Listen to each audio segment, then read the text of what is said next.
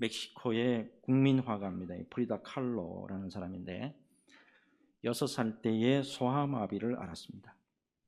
그리고 18살에 자기가 직접 그린 그림이에요. 쇠파이프가 몸을 관통하는 교통사고로 말미암아서 척추 그리고 골반이 부서지는 중상을 입었어요. 그 와중에 그녀는 화가로서의 자신의 자질을 발견하게 됩니다. 그리고 침대에 누운 상태로 침대에서 누워서 거울에 비친 자신의 뒤틀린 형상을 그림으로 그리기 시작을 합니다. 이 거울 속 자신의 모습이 싫었어요. 6살 때 소아마비를 앓고 18살 때 꽃다운 나이 아니에요. 그때 척추와 골반이 부서지는 중상을 입었잖아요. 그런 모습이 자기가 싫었지만은 평생 143점의 그림 중에 그 중에서 55점을 자화상을 그리면서 자신의 내면의 또 다른 모습을 발견하게 됩니다. 이 사람요, 육체 고통뿐만 아니고 18살에 그런 일을 당하고 나니까 남자친구가 떠나요. 그리고 또 최악의 남편을 만나가지고 이혼하는 등의 인생에 있어서 참 아픔과 고통을 참 많이도 겪었던 그런 참 불행한 여인이었어요. 그런데 그런 그녀의 모든 그림을 가만히 들여다보면 놀랍게도 고통을 이겨낸다, 고통을 극복하겠다라고 하는 그런 강인함과 독특한 아름다움이 담겨 있다는 걸 발견할 수가 있어요. 무엇보다도 상처 입은 모습 그대로가 바로 자기 자신이다. 상처 입은 내 자신이 다른 어느 누구가 아니고 내가 사랑해야 될 바로 나 자신이다라는 것을 깨닫게 되고요. 그 아픔조차 자기 자신만의 고유한 아름다움이다 라는 것을 깊이 깨닫게 됩니다. 여러분, 우리도 때로는 인생의 거울 앞에서 초라하고 상처받은 모습을 마주하게 되죠. 근데 여러분, 우리의 약한 모습들이에요. 우리의 상처난 모습들, 우리의 그 아픈 모습, 그 약함이 그 자체로만 그렇게 끝이 나는가 하는 거예요. 역전시키는 귀한 말씀이 있죠. 고린도후서 12장 9절 말씀, 이런 말씀이 있죠. 나에게 이르시기를 내 은혜가 내게 족하도다. 이는 내 능력이 약한 데서 온전하여 짐이라 하신지라. 그러므로 도리어 크게 기뻐함으로 나의 여러 약한 것들에 대하여 자랑하리니 이는 그리스도의 능력이 내게 머물게 하려 함이라. 여러분, 우리가 절대 잊지 말아야 될 게 있어요. 그게 뭐냐면 하나님은 우리의 아픔과 상처를 통해서도 걸작품의 인생을 살아갈 수 있도록 도와주시고 걸작품의 인생으로 살아갈 수 있도록 능력으로 역사해 주시고 일해 주신다라고 하는 사실입니다. 고통의 가시가 박힌 자리에 은혜의 꽃이 피어날 수가 있어요. 그래서 송명희 시인 같은 경우는 어떻습니까? 그런 육체의 고통과 아픔 속에서도 어떻게 고백합니까? 하나님을 공평하신 하나님이다, 공평하신 은혜의 하나님이다 라고 고백하면서 우리에게 찬양으로 들려주지 않습니까? 여러분, 우리 인생길에서 아픔의 흔적 있을 수가 있죠. 또 고통의 얼룩으로 말미암아서 우울감과 슬픔을 아직도 예수 믿고 난 다음에도 가지고 있는 그런 모습도 여전히 있어요. 하지만 그 안에서 하나님은 또 다른 은혜의 손길로 우리에게 다가오셔서 우리를 위로하시고 다독여 주시고 다시 힘을 공급해 주시기도 한다라는 사실이에요. 제가 늘 강단에서 강조하듯이 우리 하나님은 소망의 하나님이시고 우리 하나님은 언제나 희망의 하나님이시다라는 걸 여러분 잊지 마시길 바랍니다.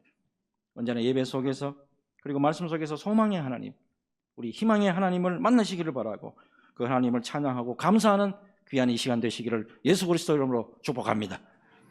자, 매주일 마태복음을 강의하고 있는데, 자, 지난 주일까지 예수님께서 이제 가버나움으로 이제 이주하면서 본격적으로 공생애를 시작하시는 모습, 우리에게 보여주셨죠. 자, 오늘은 이제 가버나움 근처에 어느 산인지 모르겠어요. 어느 산에서 행하신 보다 이제 본격적인 설교입니다. 그 유명한 산상 수훈에 대한 말씀이 되겠습니다. 먼저 이제 1절에서 12절까지 말씀을 보겠는데, 이 산상수훈 말씀 가운데 유명한 팔복에 관한 말씀이에요. 자, 팔복. 천국의 시민권을 가진 우리가 어떤 믿음과 어떤 삶의 자세로 세상을 살아야 되느냐, 이렇게 오늘 예수님께서 교훈해 주십니다. 자, 먼저 여러분 무엇보다도 우리가 한 가지 꼭 체크하고 넘어가야 될 게 있는데 1절과 2절입니다. 예수께서 무리를 보시고 산에 올라가 앉으시니 제자들이 나온지라 입을 열어 가르쳐 이르시되 했습니다. 여기 보면 무리라는 단어가 나오고 제자라는 단어가 나와요. 근데 이 둘이 서로 다른 사람일까요? 어떤 분은 농담 반 진담 반으로 목사님 글자부터가 다르잖아요, 이런 말씀하시는 분 계신데 중요한 게 4장 마지막 부분이에요. 4장 마지막 부분, 자 4장 24절 25절을 보면 그의 소문이 온 수리아에 퍼진지라 사람들이 모든 앓는 자, 곧 각종 병에 걸려서 고통당하는 자, 귀신 들린 자, 간질하는 자, 중풍병자들을 데려오니 그들을 고치시더라. 갈릴리와 데가볼리와 예루살렘과 유대와 요단강 건너편에서 수많은 무리가 따르니라 했어요. 예수님의 공생애가 시작이 됐어요. 예수님의 공생애가 시작되니까 복음의 은혜가 이방 땅 온 수리아, 시리아 땅까지 퍼지게 됐고, 많은 사람들이 이렇게 생각합니다. 뭔가 심상치 않은 일이 벌어지고 있다. 예수님에게 곁에 가면 모든 병들이 낫는다. 예수님에게 이런 놀라운 계시의 말씀이 쏟아지고 있다. 특별한 뭔가 영적인 뭔가 무슨 일들이 일어나고 있다는 것을 감지하고 사람들이 몰려들기 시작합니다. 이사야의 예언처럼 구원의 빛이 유대인들에게만 임하는 게 아니죠. 이방인들에게도 비춰졌기 때문에 각처에서 많은 사람들이 찾아와서 예수님을 따르게 되었다는 거예요. 자, 그렇기 때문에 오늘 이 본문에서 무리와 제자들은 서로 다른 의미로 사용된 게 아니에요. 거의 동일한 의미로 사용되었다는 걸 알 수가 있는 거예요. 좀 더 명확하게 말씀드리면, 자, 이때 무리와 제자들은 오늘날 예수 믿는 자들, 그리고 그리스도인 성도들, 신자라고 불리는 사람들을 의미한다는 거예요. 특별히 오늘 말씀을 산상수훈 또는 팔복이라고 주로 말씀을 하시는데, 이 말씀은 누구에게 주어졌냐는 거예요. 이 팔복이 누구에게 주어졌냐는 거예요. 바로 예수를 믿는 자들, 예수 그리스도를 따르는 자들에게 주신 말씀이다 라는 것을 먼저 염두에 두자 이 말이에요. 그리고 난 다음에 무엇보다도 이 과거에, 자, 하나님께서 이스라엘 백성들을 애굽에서 이제 구해내시고 시내산으로 가시죠. 시내산에서 이제 언약의 말씀을 주시는데, 모세가 하나님으로부터 말씀을 받았죠. 그 받은 말씀을 가지고 하나님 나라의 법에 대해서 가르쳤던 것처럼, 오늘 말씀을 딱 보면 예수님이 그에게 다가온 많은 무리들을 이끌고 산 위로 올라가십니다. 그리고 친히 입을 열어서 가르쳐 가라사대 하나님의 법을 말씀하시기 시작하는 거예요.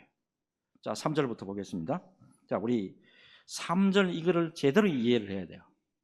제대로 이해하기 위해서 같이 한번 읽어보겠습니다. 같이 읽습니다. 시작. 심령이 가난한 자는 복이 있나니 천국이 그들의 것이며. 아멘. 심령이 가난한 자, 누구를 의미합니까? 자, 우선 이 가난한 자, 이 가난한 자에 해당하는 헬라 말이 뭐냐면 푸토코스입니다. 푸토코스, 이거는 본래 무슨 뜻이냐면 구걸한다, 구걸한다라는 뜻이에요. 따라서 가난한 자라는 말은 남의 도움이 없이는 살 수가 없어서 구걸할 수밖에 없는 자, 곧 거지, 곧 거린을 의미합니다. 이어서 가난하다에 해당하는 헬라어 말고 히브리어는 어떤 뜻이냐면 모든 것을 잃어버리고 비참하게 된 자, 또는 모든 의욕과 기력을 상실한 자를 의미를 해요. 자, 그런데 오늘 말씀 보면 가난한 자, 이 가난한 자를 단순히 돈이 없어서 또는 물질이나 육적인 것이 없어서 가난한 자가 아니죠. 그렇게 말씀하신 게 아니고 심령이 가난한 자는 이렇게 말씀하고 있다 이 말이에요. 결국에 심령이 가난한 자는 누굴 말합니까? 그러면 영혼이 가난해서 남의 도움이 절실히 필요한 자, 스스로 자기 영혼을 지탱할 수 없어서 누군가가 그 영혼을 붙들어주지 않으면 살 수 없는 사람, 바로 영적인 파산자, 영적인 거린을 의미한단 말이에요. 결론적으로 심령이 가난한 자는 영의 아버지이신 하나님이 없으면 살 수 없는 자. 오직 하나님이 아니면 이미 나는 죽은 목숨입니다 라고 고백하는 믿음의 사람을 의미한다라는 거예요.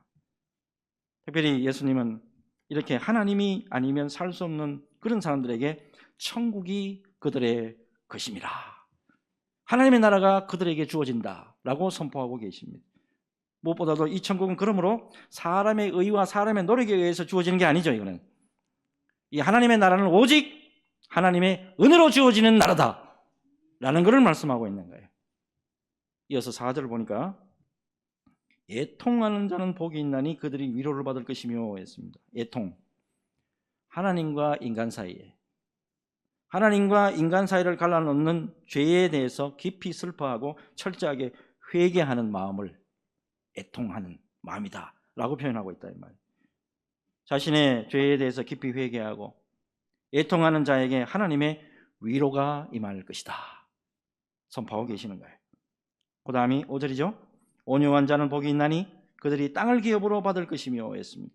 온유한 자, 어떤 구체적인 대상에 대해서 온화하고 부드럽고 더 나아가서 자기에게 악을 행하는 자조차도, 나를 해코지하는 조차도, 나를 악한 말로 쓰러뜨리고자 하는 그런 사람들조차에도 길이 참고 그들을 위해서 축복 기도까지 해줄 수 있는 그런 사람이 바로 온유한 자다라고 말씀하고 있단 말이에요. 이들에게 땅이 그 기업으로 주어진다 말씀하고 있다는 말이에요. 그래서 여러분, 이 땅이라는 것은 이때 땅은 부동산을 의미하는 게 아니라고요. 온유한 자에게 땅이 많이 주어진다고 할 때 부동산을 의미하는 게 아니라고요. 바로 하나님 나라를 의미한단 말이에요. 계속해서 6절을 보면 의에 줄이고 목마른 자는 복이 있나니 그들이 배부를 것이며 그랬습니다. 의에 줄이고 목마른 자, 자신의 죄를 회개하고 슬퍼하는 자를 의미합니다. 예수 믿고 구원받은 자가 느낄 수밖에 없는 신앙의 현상을 의미하죠. 자, 이런 사람들에게 하나님의 은혜로 충만하게 하나님이 모든 것으로 채워주실 것이다 라고 하시는 말씀이에요. 그들이 배부를 것이며. 자, 지금까지 4가지 복을 말씀을 한번 살펴보았는데 우리가 생각하고 있는 세속적인 복의 개념과는 거리가 멀어도 한참 멀죠. 여러분, 무엇보다도 지금까지의 4가지 복은 모두 하나님과 관련되어 있어요. 다. 우리는 흔히들 복이라고 하면 뭐예요? 뭔가 세상적으로 더해지는 거고, 복이라고 하는 것은 더 많이 쌓이는 거고 많이 모으는 것으로 생각해요. 그런데 주님께서 말씀하시는 복이 뭐예요? 하나님 그 자체가 복이다. 하나님 그 자체가 복이다 이 말씀이에요. 사실은 하나님 안에서 심령이 가난하고, 하나님 안에서 애통하고, 하나님 안에서 온유하고, 하나님 안에서 의에 줄이고 목마를 때 하나님으로 채워지는 은혜가 풍성할 것이다 라고 말씀하고 있는 거예요. 여러분, 오늘 무엇보다도 특별히 오늘 말씀은 예수님이 당신을 따르는 모든 무리에게 과연 이 땅을 살면서 무엇을 바라보며 살아야 되느냐, 예수 믿고 이 땅을 살아가면서 과연 뭐를 바라보며 살아야 되느냐, 이 말씀하시고자 하는 거예요. 여러분, 초대교회 성도들 같은 경우에 정말이지 하나님 나라를 바라볼 줄 알았다. 정말이지 이 사람들은 하나님 나라를 바라보면서 굶주린 사자 앞에서도 죽음을 두려워하지 않았어. 예수 믿는 자라는 것이 밝혀지면 죽음이 오는데도 불구하고 예수님을 증거하기까지 했다. 그런데 우리 기독교가 어때요? 중세기를 지나면서 엄청나게 예수님의 가르침에서 벗어나기 시작했어요. 하나님의 나라를 바라보며 심령이 가난하게 사는 게 아니고 육신의 부입니다. 세상의 부예요. 세상의 번영에 눈이 돌아갑니다. 화려해 보이고 먹음직하고 보암직하고 지혜롭게 할 만큼 탐스럽게 보이는 선악을 알게 하는 나무의 열매를 또다시 쳐다본다. 이런 모습들은 산업혁명과 더불어가지고 또 다른 문명의 발전을 이루어가면서 전혀 하나님 나라를 바라볼 수 없는 맹인이 되어가도록 만들어버렸단 말이에요. 여러분, 오늘날에 우리는 하나님 나라를 진정으로 과연 볼 수 있는 눈이 있을까요? 과연 오늘날에 우리 예수 믿는 사람들의 모습 가운데 심령이 가난하고 애통하고 온유하고 의에 줄이고 목마른 모습들이 많이 보이는가 하는 거예요. 많이 보여요? 교회 안에? 오늘날 신학대학교, 신학대학은 어떻습니까? 진정으로 하나님의 나라를 확장하기 위해서 아굴골짝 빈들에도 복음 들고 가겠습니다, 그런 학생들로 꽉 차 있습니까? 좀 더 솔직하게 말해볼까요? 어떻게 하면 좀 더 많은 사례를 받고, 어떻게 하면 좀 더 큰 교회에 서로 단임 목사를 가기 위해서 혈안이 되어 있잖아요. 안 그렇습니까? 과연 이런 사람들에게 하나님 나라가 보이느냐 말이에요. 마태복음 강의하면서 제 자신을 먼저 봤어요. 나는 과연 예수님의 가르침, 나는 예수님의 말씀에 그대로 반응 잘하고 있고 그 말씀에 합당한 사람이냐, 나는 그런 목사냐. 여러분 다시 눈을 뜨시기 바랍니다. 다시 영혼의 눈을 다시 뜨시기 바랍니다. 진정으로 2000년 전에 예수님이 우리에게 간절한 마음으로 하나님 나라에 대해서 가르침, 그 가르침으로 다시 돌아가서 주님이 기뻐하시고 선하게 여기시고 온전하게 여기시는 하나님 나라를 바로 세우는데 존귀하게도 귀하게 쓰임받는 저와 여러분들이 되었으면 하는 마음 간절합니다. 여러분 말씀 깊이 새기시고 주 예수님이 진정으로 원하는 제자 되시기를 예수 그리스도 이름으로 축복합니다. 이어서 계속 이제 말씀 보겠는데 7절 한번 볼까요? 7절 보면 긍휼히 여기는 자는 복이 있나니 그들이 긍휼히 여김을 받을 것이며 했어요.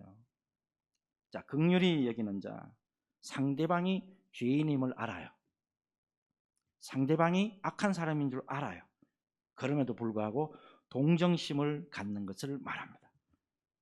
다른 사람에게 긍휼을 베풀 때 주님께서도 우리에게 긍휼을 베풀어 주십니다 라고 하는 메시지예요. 계속해서 8절과 9절 볼까요?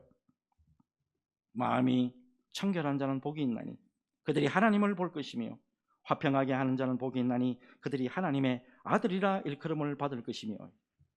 마음이 청결한 자 그리고 화평케 하는 자는 각각 하나님을 볼 것이고 하나님의 아들이라 일컬음을 받을 것이다 말씀해 주고 있습니다. 끝으로 8번째 복이죠. 10절입니다. 의를 위하여 박해를 받는 자는 복이 있나니 천국이 그들의 것임이라 그랬습니다. 의를 위하여 박해를 받는 자, 예수님 때문에, 교회 때문에, 복음 때문에 핍박과 고난을 받는 사람, 그런 사람을 의미합니다.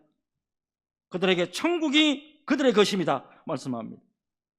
특별히 11절과 12절 보면 의를 위해서 박해를 받는 자들에게 하나님이 예수님이 이렇게 말씀하시죠. 11절과 12절 같이 한 목소리로 읽습니다.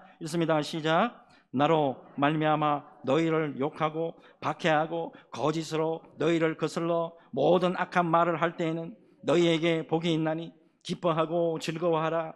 하늘에서 너희의 상이 큼이라. 너희 전에 있던 선지자들도 이같이 박해하였느니라. 아멘. 의를 위해서 박해를 받는 자들아 오히려 기뻐하고 즐거워해라. 너희 상이 하늘에서 큼이라. 이렇게 말씀하고 있다 이 말이에요. 결국에 예수님이 말씀하시고 있는 팔복, 소위 말해서 기복 신앙에서 말하는 그런 유의 복이 아니죠. 무엇보다도 예수님께서 따로 말씀하신 게 있습니다. 세상에 이방인들이 구하는 복이 아니고 먼저 하나님의 나라와 그 의를 구하라. 마태복음 6장 33절에 똑똑하게 말씀하고 있습니다.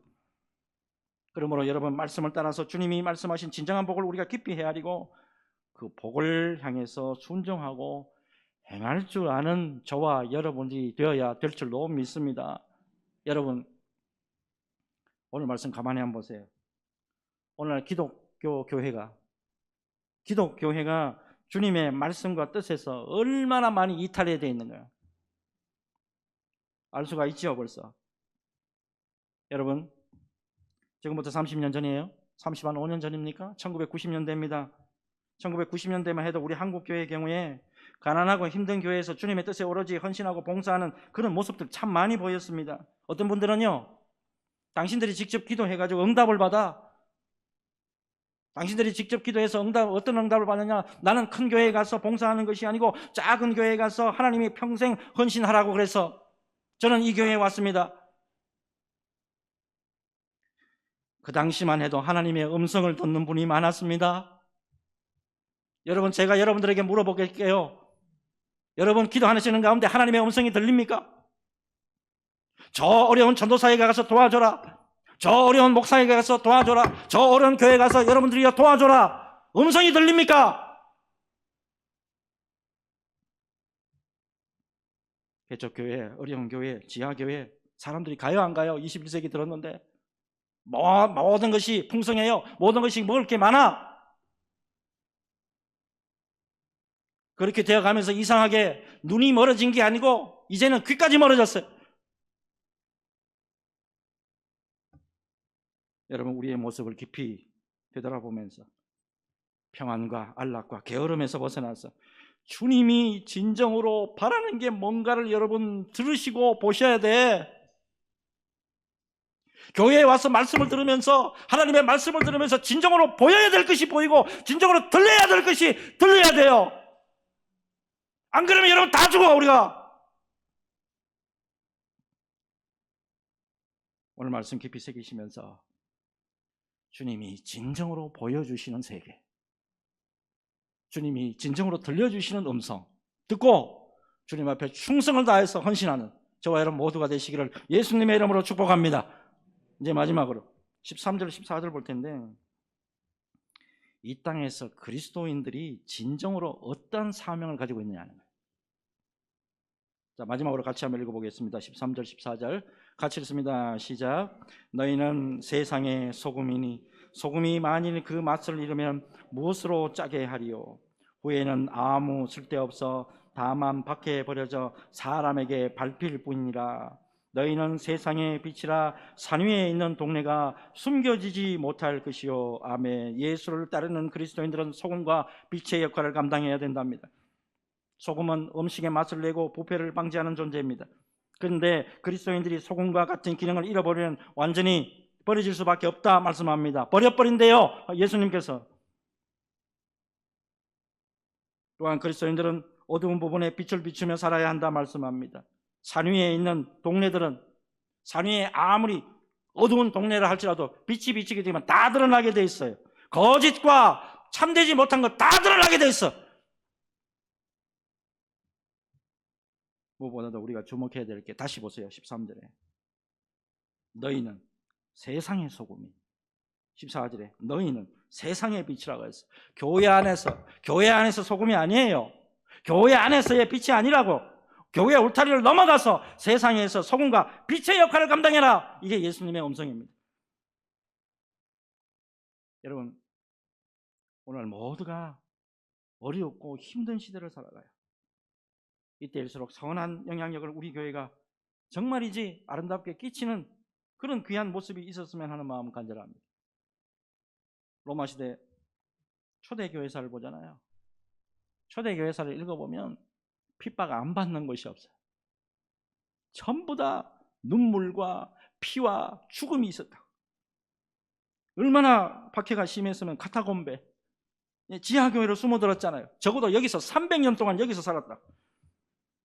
그런데 그때 로마에 전염병이 돌아서 길거리에 병자와 시체가 나뒹굴었다. 놀랍게도 당시 감염자가 발생하면 거리로 그냥 다 내쫓아 버렸대요. 이게 비일비재한 많았다라고 기록이 나옵니다. 그런데 당시 기독교인들은 카타콤베에서 나왔습니다. 나와서 아무도 그들도 보지 않았던 길거리에 시체를 치우고 병자들을 돌보기 시작합니다.